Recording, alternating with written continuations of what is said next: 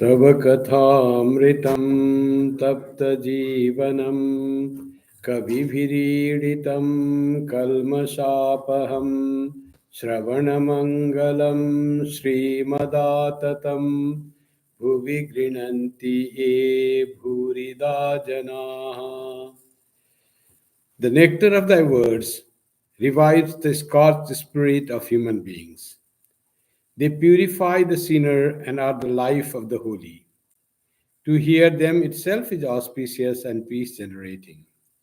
They are the real givers who spread thy name far and wide. Welcome to the scripture class, and today's scripture is the Gospel of Sri Ramakrishna. Wonderful. Last time, as you remember, we studied about Sri Ramakrishna description, about the Om, what Om is. Om is regarded as the Brahman. In the Gita, it is said, Om iti ekaksharam Brahma. It's also called Sabda Brahma. That's how Sri Ramakrishna describes the Om. It is Sabda Brahma. Brahma manifested as word. So, perceptible Brahma. The Brahman that we can perceive through our ear, we can hear. But that is the sound of God. That is the name of God. That is the symbol of God. So, about Om in Mandukya Upanishad very nicely described that make the Om a bow and shoot the arrow, that is your Atman, arrow is your Atman, to the target, that is Brahman. So, with the help of Om, you try to reach Brahman itself. And when you reach Brahman, Saravat Tanmayo Bhaved, you become one with Brahman. But what will help the Atman to reach Paramatman? So that is Om, with the help of the Om sadhana. Focus on Om, meditate on Om, think deeply on Om. What is that Om? So wonderful monosyllable sound that represents the ultimate truth, that represents the supreme Atman. So that Sri Ramakrishna said about that beautiful thing. Now he's going to talk today about Jnani and Vijnani. So chapter is Rules for Householders and Monks, and page 404. The fourth paragraph from the end of the page. So Sri Ramakrishna last time spoke about the sun and the jar filled with water and how sun is reflected in the water. Some principles of Vedanta so clearly explained in this. Swami Turiyanandaji, he used to, before he became monk, as a young person, he was a great sadhaka, and he used to meditate upon the truths of Vedanta. And so he visited once or twice to Sri Ramakrishna, and after that he was not coming. So Sri Ramakrishna asked about him, where is Hari? So they said he's practicing Vedanta, he meditates a lot and practices Vedanta. Sri Ramakrishna told them, that ask him to come to me, see me. And he visited Sri Ramakrishna when Hari visited Sri Ramakrishna, Hari Prasanna Chattopadhyaya visited Sri Ramakrishna. Sri Ramakrishna said, what are you so much engaged in Vedanta? The gist of Vedanta is Brahma Satyam Jagat Mithya. Isn't it that? The Brahman is the reality and Jagat, the world, is a Mithya, the perceptible, fleeting thing. Isn't it all of Vedanta? Is there anything more of Vedanta? So Sri Ramakrishna's how he had how he could impart the very basic of Vedanta, very gist of Vedanta in very simple words. That's how he lived Vedanta. And he gave the example of what is reality and what is its relationship to us. So, so he gives the example of 10 jars where sun is reflected. And that jars where sun is reflected, jars with water filled, and in the water sun is reflected. So this, when sun is reflected in water, then that the jars become conscious. They have the individuality. They feel I am jar because of the presence of sun. And they say I am jar because I have this consciousness. Sun represents consciousness. And suppose that jar is broken and there is no reflection. So that individuality goes. Individuality is not there. All individuality is because of the reflected sun. Our Atman is reflected sun according to one Vedanta. Atman is divine, it's real, it is one with Brahman, Atman, Jivo, Brahma, even Apara. That is one way to think. That is to say, we are in reality Brahman, though we feel to be embodied consciousness, to be embodied individual beings, but in reality, this embodied being is not the body, is not the main thing. What is embodied, that consciousness is the reality, and that reality is one with the all pervading infinite reality, consciousness. So I am actually that, but I feel other way. So that is one way. So I am that great, but I feel, so I am as if I am the real being. What makes us feel real? This reflected consciousness feels us real.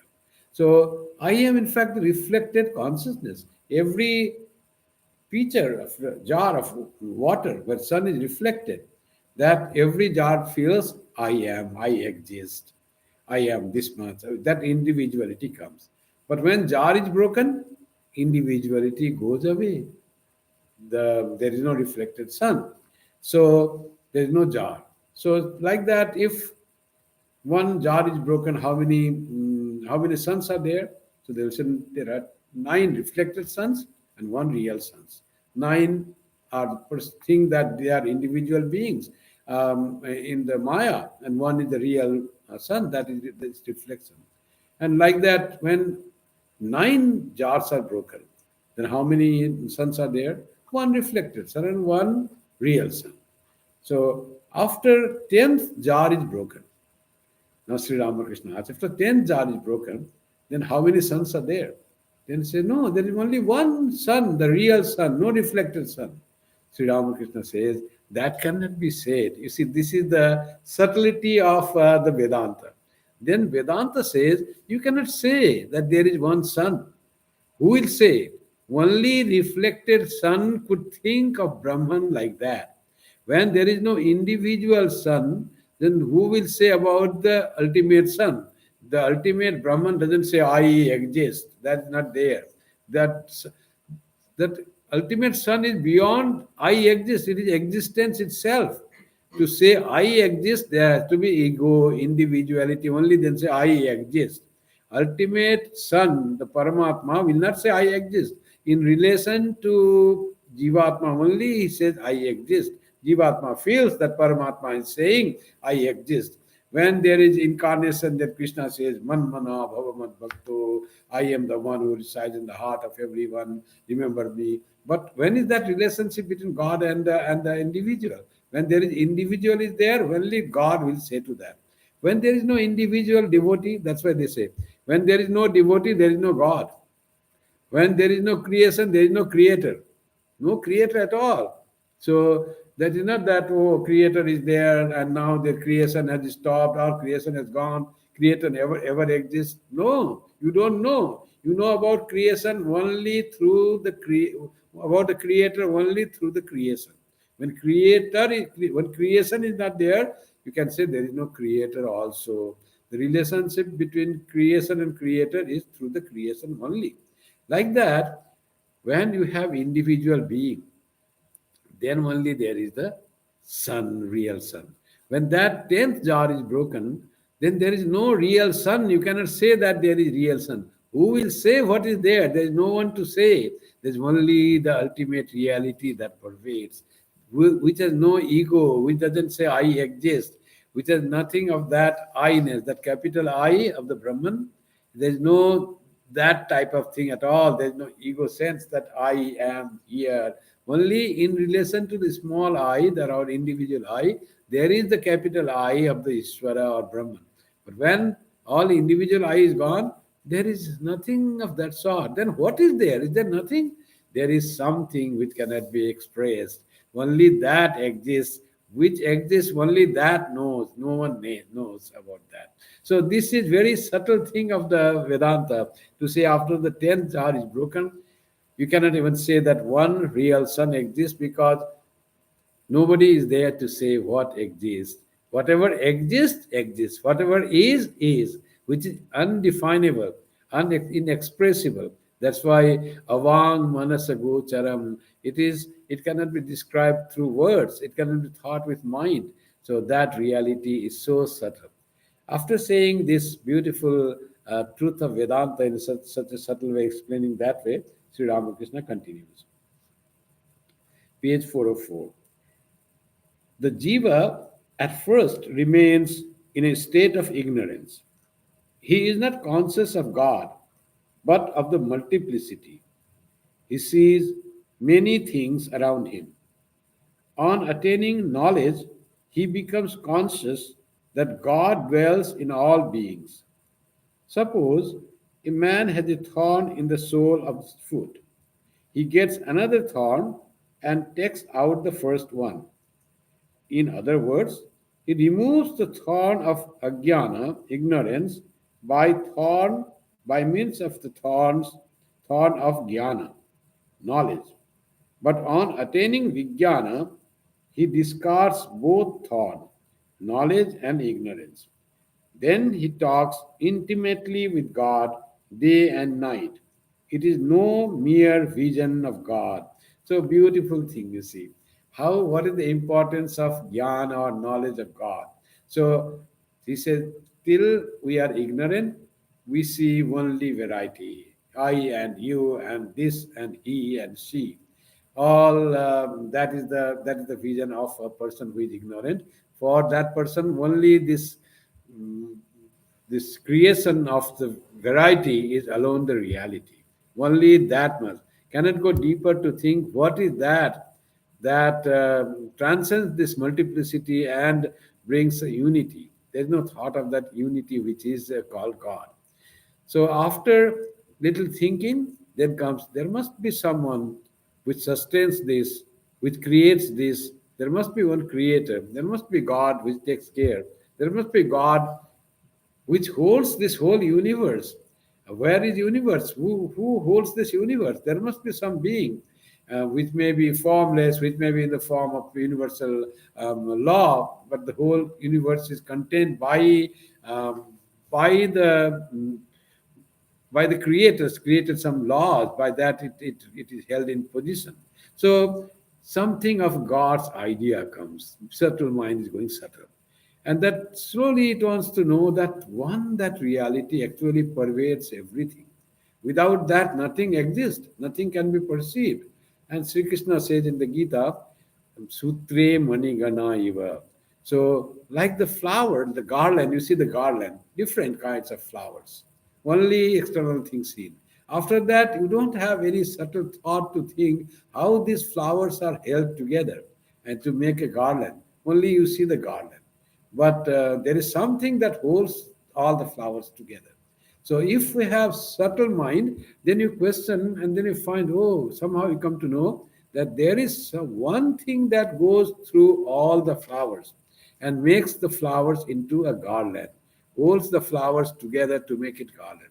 And that one thing is sutra, the thread that goes through. And the thread is as it were God. The thread passes through all the things that we perceive in this world. And that thread is one that holds all of these multiple varieties, this multiplicity of the world into one reality, one existence, one universe is made possible because that subtle thread goes through every being. If there is no thread going through, always fall apart. Whole universe will fall apart. It cannot be held together. So that thing that sustains us, that unites us, that keeps us all together, that is God.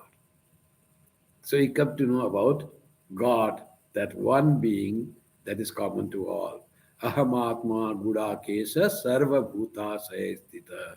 I am the Atman, one being, and I reside in the heart of all. How will he reside one being in the heart of everyone?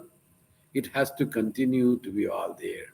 It is one, but is there in the heart of everyone. Not that my God is separate from your God. That one God that in my soul, that heart resides in my heart, the same God resides in your heart, in everybody's heart. There's only one God, unfragmented. Not that it is here also, it is there also. Means it is not that if, like here it is there, like it is there in a different individual God. It's not that. It's one God that passes through all beings.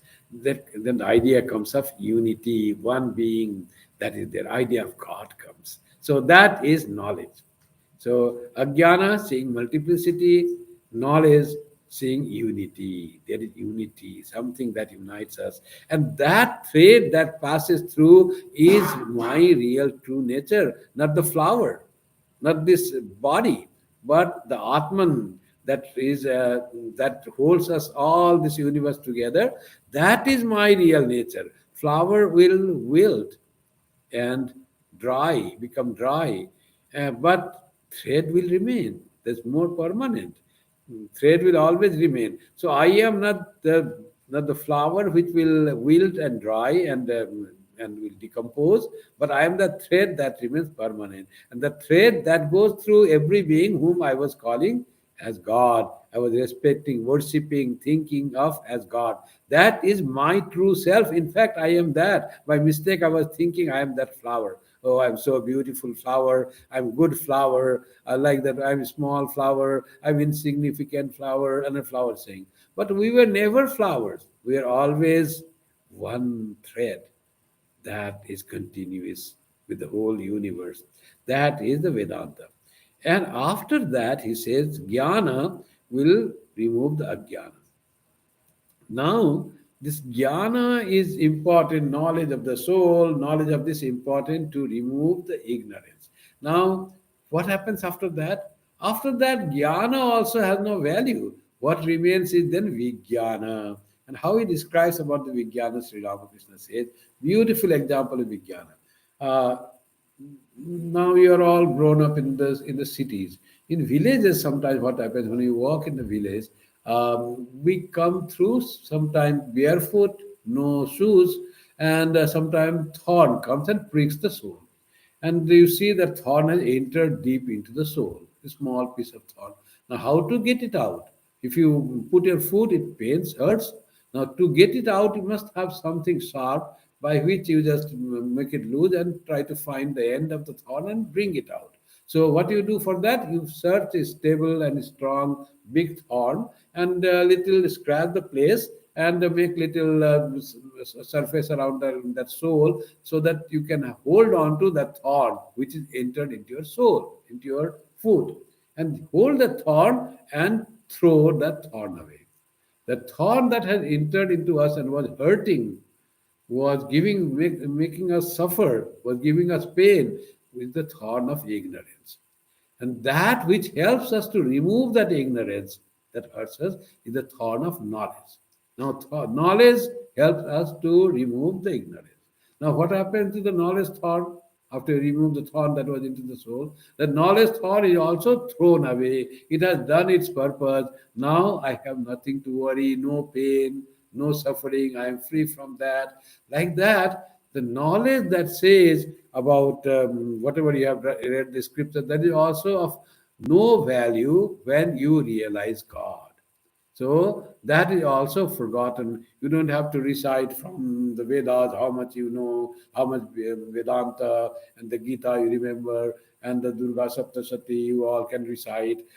So nothing of that. You then, what happens after that? When you have knowledge is so useful that it has removed all your ignorance. And what is the role of knowledge? Sri Ramakrishna gives one is the thought example, another he gives the example of letter. One person had got some letter. He was living in city and working, and he was in the city. Someone from the village in house, he said, when you come back to home, bring something. But what he read that, after that he left, put the letter somewhere and forgot. Now he was searching that letter, what was written there, what they asked me to bring. Here and there he searched and finally found the letter. After a lot of searching places, he had kept inside a book and searched, and found.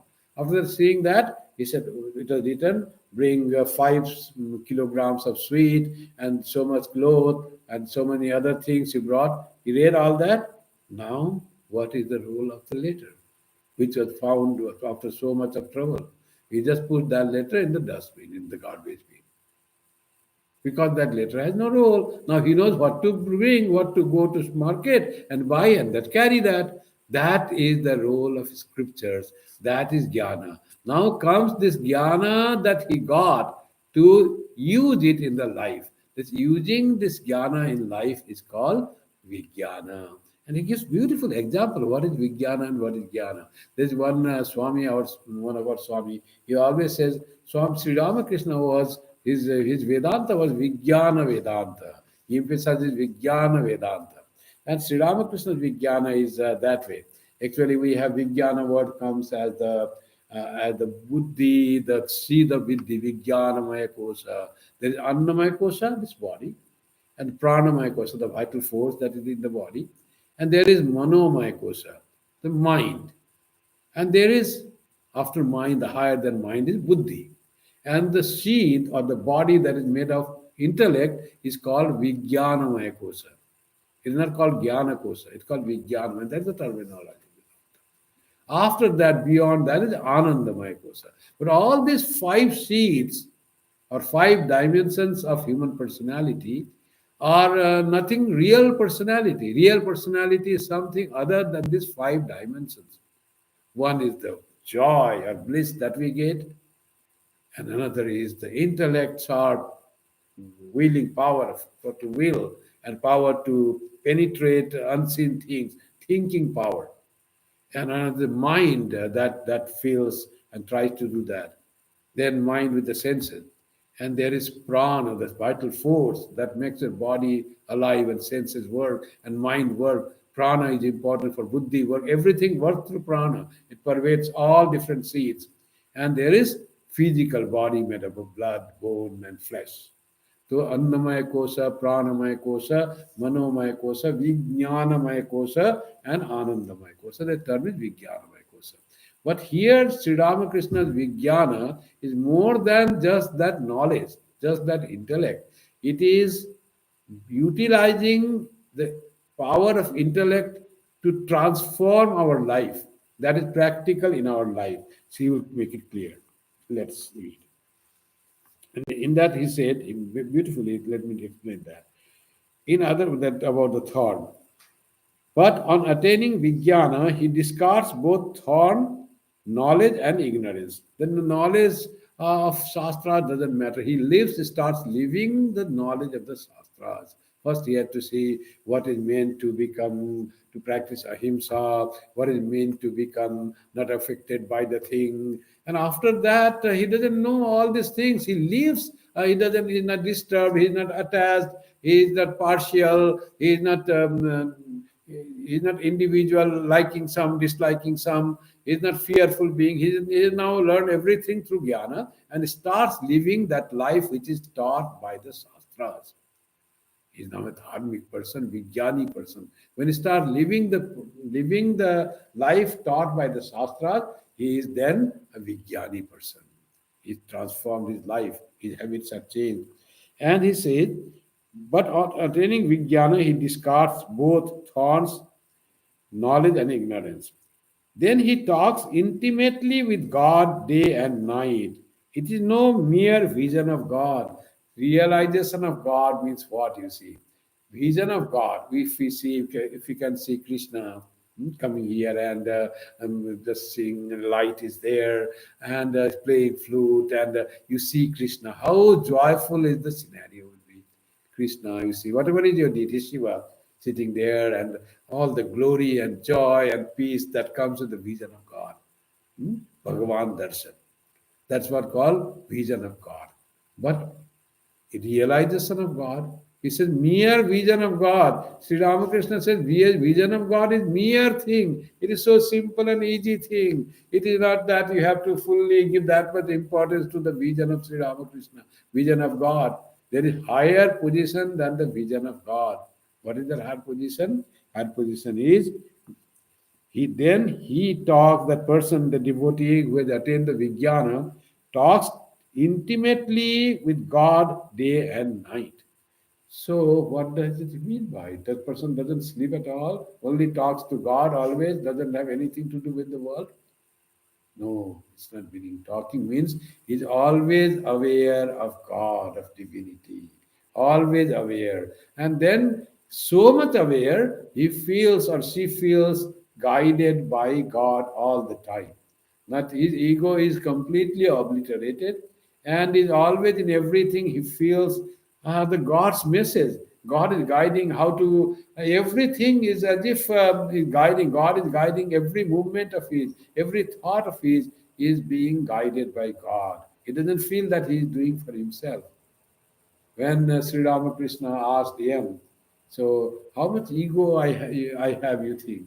Have I ego? So then M said, yes, sir, you have kept a little ego for to do good of the world, good to the world. Sri Ramakrishna says, doesn't deny that he has ego, but he says, no, I have not kept. Divine Mother has kept that ego. Whatever is kept by the will of Divine Mother. I don't have any will to do good to the world. That also goes.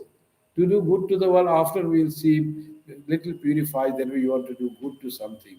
So to help the people in the world, to teach them to how to fund them, that type of thing, goodwill comes to do.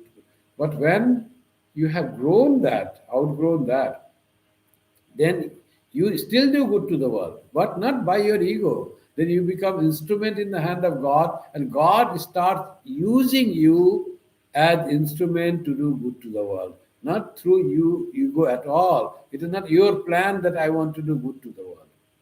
That's why Holy Mother said that Sri Ramakrishna saying Joto Mot Toto Pot, as many faiths, so many paths.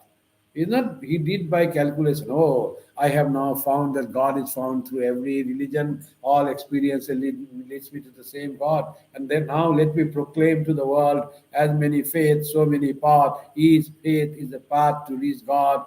Great teaching from after Krishna in this world which has many religions, many faiths.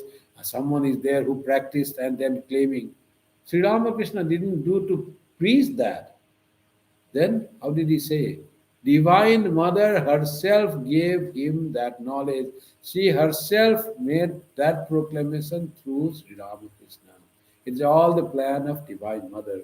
Because Sri Ramakrishna had totally given up, had no ego, had totally given up his ego, and became an instrument in the hand of Divine Mother. That is the state when he says, you talk day and night to God. Always in the hands of God, no ego. When ego is gone, what remains is only God. Then you enjoy your association, your uninterrupted company of divine. So, and that is what is called Vijnana. Then you are with God always. What can sorrow come to you? No suffering. Yet cancer and pain and all that. Sometimes we say, oh, so much pain. Are you suffering? Some of the body is suffering like that. Swami Turiyananda comes and says, you are saying so much suffering, but I can see you are in great bliss. Sri Ramakrishna says, oh, this rogue has caught me, already found. This rascal has found me, what state I am. There is no suffering. Body is there, it will die, no problem at all. Because they are totally in the hands of the divine. They know they are divine. When you know you are divine, then there you are always with God. Talking with God means that always in the association company of the divine, without interruption in sleep and a waking state, always in the company of God. That's why he's intimately, then he talks intimately with God day and night. It is no mere vision of God. That's the stage of Vijnana, as Sri Ramakrishna says. He who has merely heard of milk is ignorant. So, milk is the example for God. One who has heard there is God. There is God, and that does little for to come to the temple, offer some flowers, or go to the church and kneels down. He is ignorant, not a devotee. So, he who has merely heard of milk is ignorant. He who has seen milk has knowledge.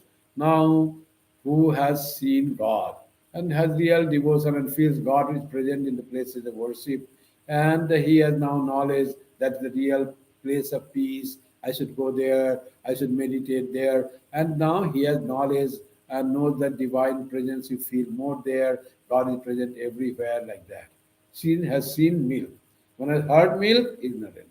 Seen milk, that is the reality, yes. Milk is real. And so that is still ignorant. In our language, you say, he has seen milk, he has knowledge. भगवान का दर्शन हो गया ना, तो आपको तो ज्ञान हो गया. So that is knowledge, no doubt. But he who has drunk milk and been strengthened by it has attained Vijnana. To Vijnana, God has come to transform life. Who has drunk milk and attained strength by it, you have assimilated the divine. Divine becomes a part of your being. You become divine. Then that state is called Vijnana. That is not Vijnanamaya Kosa. That is only intellect. So it is beyond intellect. Role is to understand the divine. That is still jnana, though it's called Vijnanamaya Kosa. Yes, Sri Ramakrishna's Vijnana is understanding the divinity and making it a part of life and knowing that I am that divine being. Aham Brahmasmi. When you realize that, that is the state of Vijnana. Then jnana is not needed. When you have understood that, when you have realized aham brahmasmi, there is no need of saying aham brahmasmi. Otherwise, you must try to think aham brahmasmi. I am not this body. I am that infinite that being, immortal, infinite being. That is my real nature. Still jnana. When you realize, no need to say Aham Brahmasmi. You know, you have realized that you are Aham Brahmasmi. So if someone has heard of milk, he is ignorant. One who has not heard of milk, he is very ignorant. So he is deeply ignorant. You have heard milk, oh, there is milk, something called milk. You are still ignorant, not a man of knowledge. That's why when Yam said that, how is your wife? Sri Ramakrishna asked. She is good, but she is ignorant. And Sri Ramakrishna sharply said to him in his very second visit and said, and you are a man of knowledge? She was shocked. He had his double MA, read so many literature, philosophy, English, headmaster of his school, very knowledgeable and respected position. And are you a man of knowledge? He said that. Because M had only heard of philosophy, Eastern philosophy, Western philosophy, Kant, Hegel, so many things he had learned. And he, as a student, was also very bright student he was. And after that, he had so many degrees. So, according to thing, he thought that he is knowledgeable person. He is a scholar. He is a man of academics. And wife is ignorant because he has not studied that. Who had studied is a man of knowledge, man of letters, to say. And she is ignorant. And you a man of, and you are a man of knowledge, says Ramakrishna. Then he explains, until you realize God, you are all ignorant. You have heard only of this thing. This is a sign of just you have heard, you have read, you have not even seen the truth. So, seen, you have not had the vision of God, not even the conviction, strong conviction has come about the God. So, you are not a man of knowledge yet. After that comes knowledge. So that was the thing. That is what Sri Ramakrishna says. Those who have seen milk, they have knowledge. And still not Vijnana, they are only Jnani. Vijnana is those he who has drunk milk and been strengthened by it, and by it has attained Vijnana. So that has to become a part of our life, that should strengthen us, that should transform our life. We should leave the teachings of Shastras. Then only we are Vijnani. We know the Shastras, that is Jnani. We have heard of the Shastras, only there are Shastras, so many nice things, are Jnani. Know the Shastras, that Jnani. But leave the Shastras, what is written, that is Vijnani. So that's how he describes Vijnana. Thus, the master described his own state of mind to the devotees. He was indeed a Vijnani. M was so intelligent to understand. He used to always, whatever he heard from Sri Ramakrishna, he used to always tally with Sri Ramakrishna's life and understood what he was saying, not through book learning. It's all, he was describing his own state of mind, his own state of life. That was Sri Ramakrishna's thing. Master to the devotees. There is a difference between a sadhu endowed with jnana and one endowed with vijnana. The jnani sadhu has a certain way of sitting. He twirls his mustache and asks the visitor, "Well, sir, have you any question to ask?" But the man who always sees God and talks to him intimately has an altogether different nature. He is sometimes like an inert thing, sometimes like a ghoul, sometimes like a child, and sometimes like a madman. So one who has lot of studies has the ego of studies. And Sri Ramakrishna says, and he says sadhu is not the sadhu or sannyasi. Sadhu means something scholar here, you have to say. Because sadhu generally don't have mustache. So he says, he twirls the mustache. Sir, sit down. What do you want to learn? Have you got any questions? I'm ready to answer your questions. So he has a lot of ego of his scholarship. And he expresses that again in every time. So that is the Jnani Sadhu. He knows a lot, he has studied a lot. But what is Vijnani Sadhu? He has realized God. And after realizing God, his ego all had gone. His lifestyle has changed. He has diluted himself totally in the divine. And as described in the Viveka Chudamani, that he lives sometimes like an inert thing, sometimes like a ghoul, sometimes like a child, and sometimes like a madman. So that is what Chabalavadvapi charati avanyam. Pishachavadvapi chabalavadva charati avanyam. Person lives like cowl, pishachavadva. Sometimes like a madman. People don't realize that. They don't have anything of that thing. So that is the sign of a person who has realized. Generally, that can be that way. But Sri Ramakrishna, how was he? He was like a child, so simple and so intelligent. So that is the sign. So sweet nature. Uh, to a mad person, people will avoid. To a crazy person, and the howl has no difference between purity and impurity. He will live like a very person who doesn't care how what society will say. They have gone beyond because their mind soars so high. They don't have decent living even. They don't live and they don't have idea of cleanliness in food or bodily cleanliness, nothing there. So, but the child is so sweet and attractive. Though people won't like to approach that. Those who have to teach is like simple, like a child. Like every incarnation of God is that way. You find that childlike nature mostly manifested in Krishna's life. How, as a child, how he spread that love to all the people of Vrindavan, and how people loved him, everyone, gopis, gopas, elderly people, everyone. In Sri Ramakrishna's life also we hear that how much people in the village loved him. There were some very rich people, and if they don't go to and see Sri Ramakrishna, that boy Gadadhar, they feel after some time they feel like how is he doing? The mind is attracted. That's what the like he was a baby that time, but special baby. So with all the attractive power. So that is the divine power that attracts. And God lives like a child. Even he grown up, he was like a child. Very simple. And that's why disciples could talk to him and to argue with him and to say sometimes joke with him and say something that, but he won't mind those things. He won't mind all that. That is the childlike nature that Sri Ramakrishna, Vijnani, used to stay in the world. And all those great people are like child. Even Swami Vivekananda was so childlike. He was a great personality. Even his Guru Bhai couldn't approach him to do something.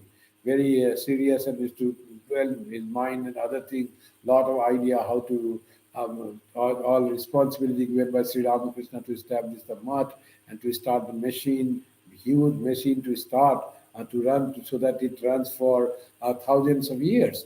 For that, his all mind was very much busy in that. But how childlike nature he had. Swami Subodhananda, he was not coming for dinner once. And no brother disciple could go to him. Swami Brahmananda was his very dear friend, but he would not go. He had so big personality. They sent Swami Subodhananda, who was just like a child. And he goes to Swami Vivekananda. And so he could become very serious, he could become very angry, Swami Vivekananda. That he goes and he was reading a book, Swami Vivekananda. He just goes and closes the book. Swami Vivekananda was disturbed and he said, "Who is there?" Saw Koka. When he saw Koka, child, all his anger was gone. He couldn't become angry. He just said, "What have you done? I was reading so intimately with the thing." Koka Mara said, "Now dinner time, everyone is calling, all are sitting waiting for you." That is okay, but where you should tell at least where I was reading, how do I know now? I was reading at one place, you just close the book. Am I that fool? Before closing the book, I've already noted the page number. So I will tell you the page number where you were reading. Said Kokamara. So like that was okay, then let us go. Like that, simple was Swami Vivekananda. Simple at heart, very simple at heart, very loving at heart. That was the great intellect of Swami Vivekananda. All great people are like that. Balavadva Picharate Vajnana.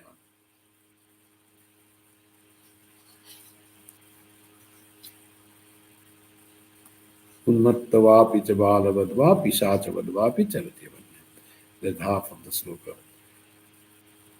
When he is in samadhi, he means that a realized soul, he is in samadhi, he becomes unconscious of the outer world and appears inert.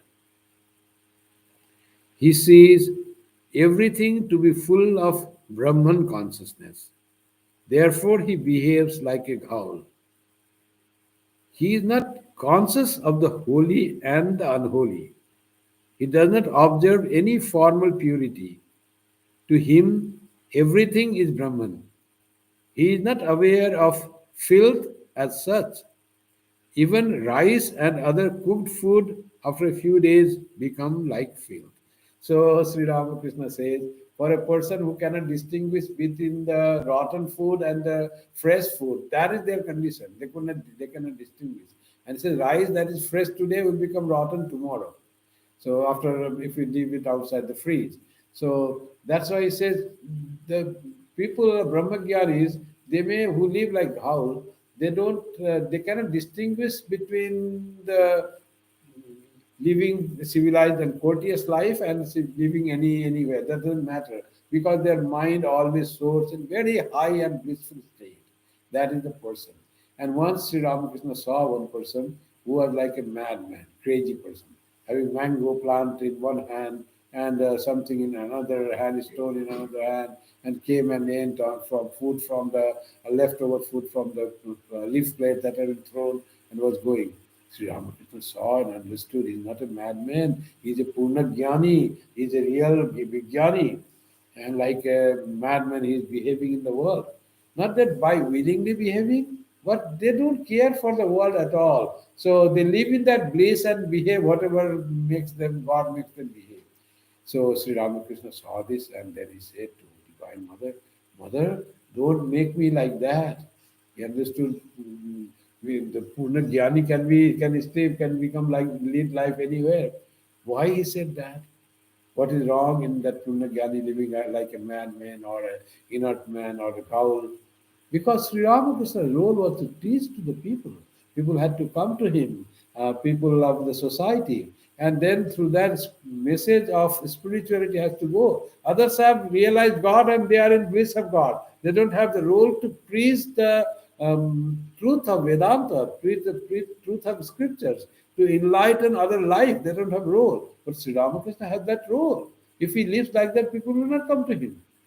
So he said, Mother, don't make me like that. I want to talk about you and I want to live in joy. Roshe Boshe. Roshe Boshe means living in joy, in fun, in merriment, and in enjoying the company of devotees and sharing the thoughts and name about you, preaching the truths of scriptures to them through love. That was the role of Sri Ramakrishna. That's why he says, "Don't make me mad and crazy and inert and like howl. So I am thy child." So that's how he lived like a child. And he explains why they live like a cow, because they don't have time to think about what is pure and impure and all that. They're fully immersed in the thought of Brahman. Body doesn't matter at all. What they eat and how they behave doesn't matter at all for them. Their mind is very high. When mind is absorbed in some higher thoughts, people forget external world. Scientists doing research, they forget they have eaten or not. They forget to eat food. Why to say science and research? Even the businessman, food is lying down, something is going on, transaction going on. It is already 4 o'clock. It has become cold, but food. Um, so busy in some other thought. Food doesn't matter. Eating and enjoying food, that is gone. Now there's another joy of having business. Big thing, order is coming, and I have to send the order, and it will reach there. By that, there will be a lot of money. My company will grow. Different thought, different joy. Having the company growing, money coming, that joy becomes greater than simply eating and enjoying Rasagullah. Enjoying Rasagullah goes down. That was the time when otherwise. Now food is just left, nothing is there. Cloth also doesn't matter, very simple cloth. They don't have to wear very gorgeous suits and all that. This what they call branded cloth. Oh, that is for the people who want to show little money. Those who have become rich and find the joy in the business and the, promoting the company, for them dress doesn't matter. Sometimes they neglect even their body, their health. No time to go to gym, and they fall sick, and that's not good. But joy is somewhere else. Joy is in money. And that happens to the scientist, that happens to the musician, that happens to the sports person. They are fully given into that, and that's how they achieve the goal.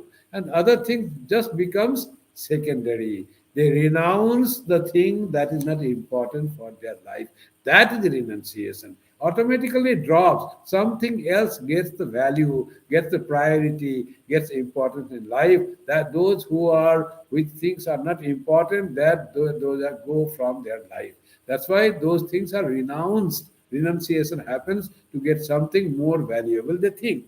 Like that, here the person who has realized God, who lives in the God, for him being in the divine consciousness is so blissful. Compared to that, nothing else is joyful. Not even money, name, fame, not even winning Nobel Prize. All that becomes insignificant. Not even living a decent life. So they're always in Aharnisham Brahma Sukhe Ramanta. Day and night, they live in the bliss of Brahman. That is so blissful state, says Sri Ramakrishna. But the Aharnisham Brahma Sukhe Ramanta is from Yati Panchakam of Shankaracharya.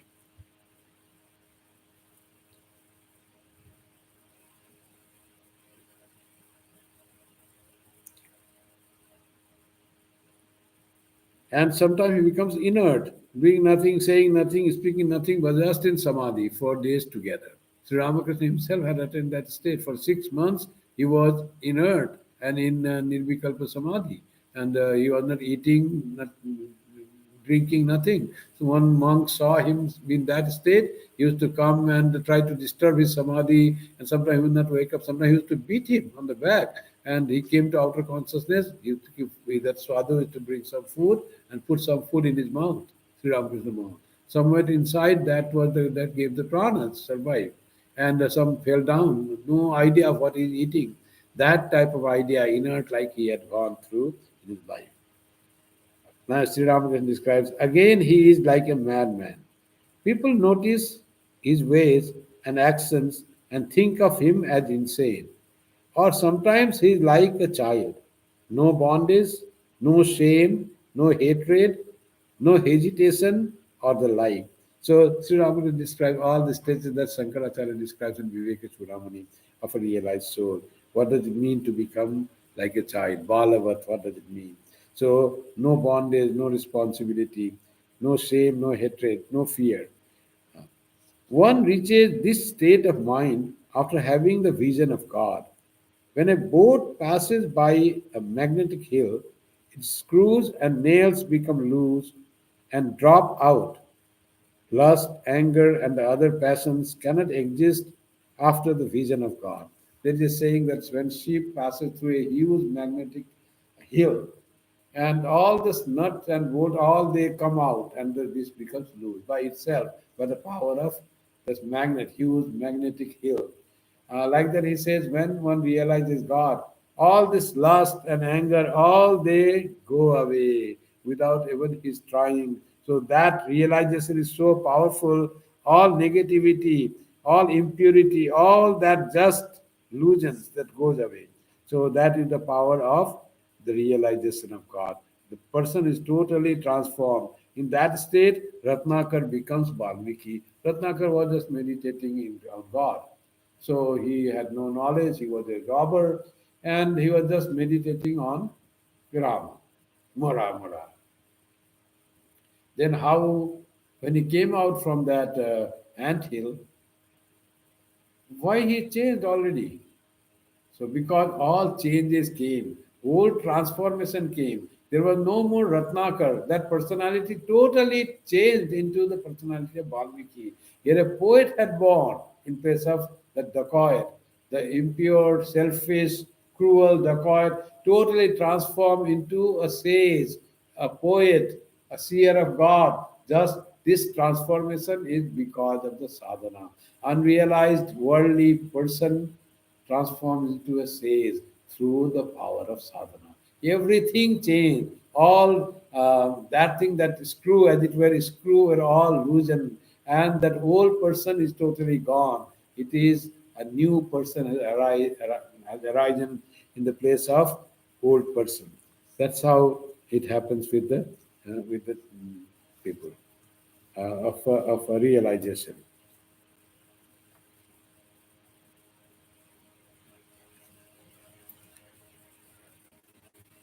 Once a thunderbolt struck the Kali temple. I noticed that it flattened the points of the screws. Yes. So thunderbolt fell, and it was so powerful that the head of the screws are all flattened. So that powerful transformation comes when that power of God realization comes. The person is totally becomes different person. It is not the same person. That's why Sri Krishna said, "Apichet suduracharo bhajate mam ananya bhak sadhureva samantavya samyak vyavasito hisa." He has decided rightly who Sudurachara, very, very cruel person, very derogated person, very bad person. He has resolved and thought that that life that he's leading is not the real true life. He has to change that. And when he has that conviction, I need to be closer to God. I need to take a spiritual person. Don't treat him by his past life. Now he's a different person. He was Sudurachara. Now treat him like sadhu, like a good person. That's why Anguli Mal, the cruelest person, Buddha went to him. He totally surrendered to Buddha. All her cruelty of Anguli Mal was gone.